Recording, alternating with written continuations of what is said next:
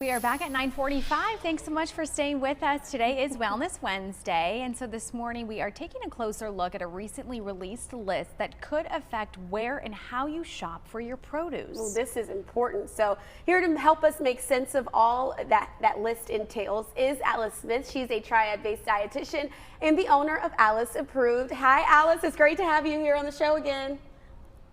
Good morning. Great to be here. Good morning.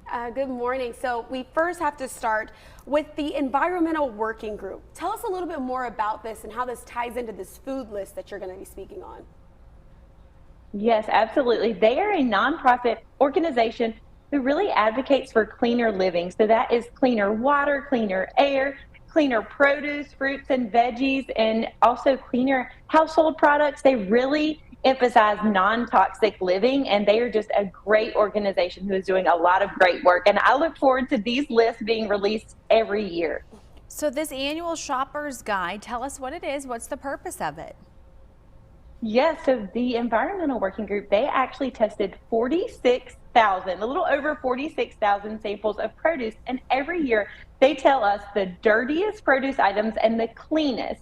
So the dirtiest are the produce items that contain the most pesticide residue, even after you wash them. So if you're able to purchase those organic, that's going to be where you want to spend your money. And then the cleanest, the Clean 15, are the cleanest items that have the least amount of pesticide residue, where you may not need to purchase organic. You can save your money and not purchase organic there, because it can be confusing and overwhelming in the produce section to say, what should I spend my money on, organic, what to skip organic, and it can be overwhelming.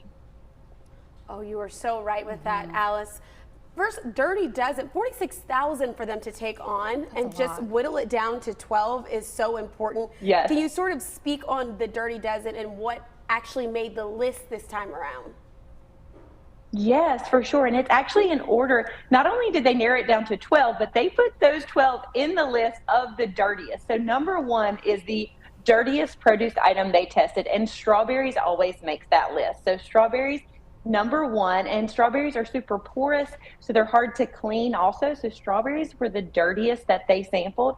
And a couple items that changed from last year. Not a lot changed. The list shifted a little bit in order, but blueberries and green beans made this list. They were not on this list last year. They bumped out tomatoes and celery. So blueberries and green beans were added, but they are number 11 and 12. So really looking at the Dirty Dozen and seeing a lot of these have thin skin. You're going to eat the outer layer of skin. They may be porous and hard to clean. So if you have extra money to spend on organic, then I would definitely look at this list and think about something like strawberries, apples, pears, even your blueberries. You know what's interesting to me about this, Alice, is that those are packaged. Like blueberries and strawberries come in a container, and so like tomatoes and peppers that you would eat raw, like are just bare on the case. So like I thought that those were always considered quote unquote dirtiest, rather than the ones that come in plastic or containers. Yes, no, that's a great point, but a good tip to think about. And I keep this list with me. I reference this every week at the grocery store. So I put this on my website, save it to your phone. I really prioritize what I purchase organic and conventional based on this list. Okay. And a good rule of thumb is thinking about if it has an outer skin, a hard outer skin that you're not going to eat, if it has a hard husk, shell, or peel that you're not going to eat, then it's probably fine to purchase non-organic. But think about the things with the thin skin that are hard to wash, a strawberry that's super porous, or I want you to eat the skin of an apple and a pear because they're super nutritious, and those are on the Dirty Dozen list. So thinking about that instead of something like an avocado, which is on the Clean 15, you're not going to eat the skin of avocado. So I don't purchase organic avocados. I don't spend an extra $1 or $2 on organic avocados when you don't really need to. That makes sense. Okay, and then quickly, what are the Clean 15 for us?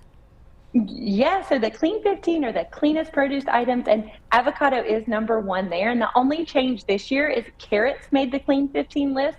They bumped out cantaloupe, but also thinking about that hard outer shell. Pineapples are on the Clean 15. So a pineapple, think about that the outer layer of a pineapple, right? That's really thick. You're not going to have a lot of pesticides in your pineapple.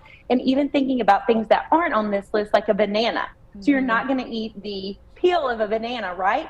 So skip organic for banana and then save your money and do organic pear, apple, spinach, blueberries. Really prioritize organic on that Dirty Dozen list, but also use that Clean 15 list. I use it every week and I say, I feel so much better buying cabbage that's not organic because the Environmental Working Group has tested it and I really trust their procedures, and they spend a lot of time and effort, and over 46,000 samples. They do a lot of work. So these lists are great. I'd say. That is so helpful. Thank you for sharing all of this with us this morning, Alice, and everyone at home. If you found those explanations helpful, be sure to check out those lists too, Dirty Dozen and Clean 15, and always follow Alice on her website and her Instagram page for more helpful, healthy tips.